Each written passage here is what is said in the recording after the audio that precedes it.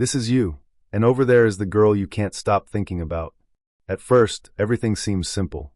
You notice her, you like her, and naturally, you start moving toward her. You try to impress, to show interest, to get closer. But here's where most guys get it wrong. The moment you start chasing, something shifts. The energy flips in the wrong direction. Instead of creating attraction, you quietly weaken it. What should be pulling her in starts pushing her away. Because attraction doesn't work like effort. It works like gravity.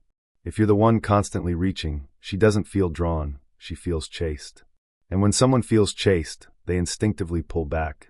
So the real question is, how do you reverse that dynamic? You don't try harder. You change the direction. Instead of being the one who pursues, you become the one who attracts. Think of yourself as something rare, like a limited edition item people didn't even realize they wanted, until they thought they couldn't have it. Scarcity creates desire.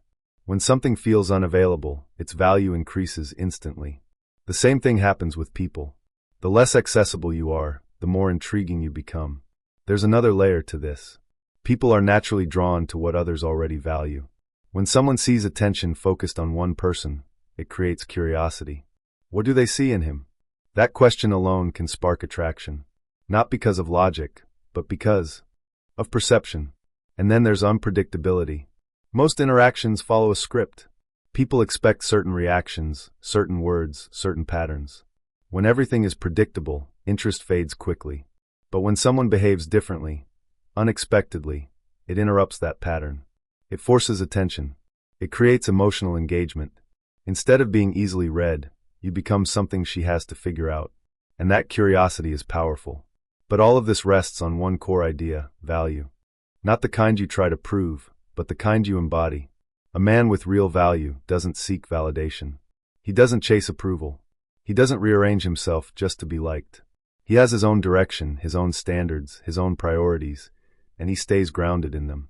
He doesn't place someone above himself just because they're attractive. He doesn't give attention freely to anyone who shows up. Instead, he chooses. And that changes everything.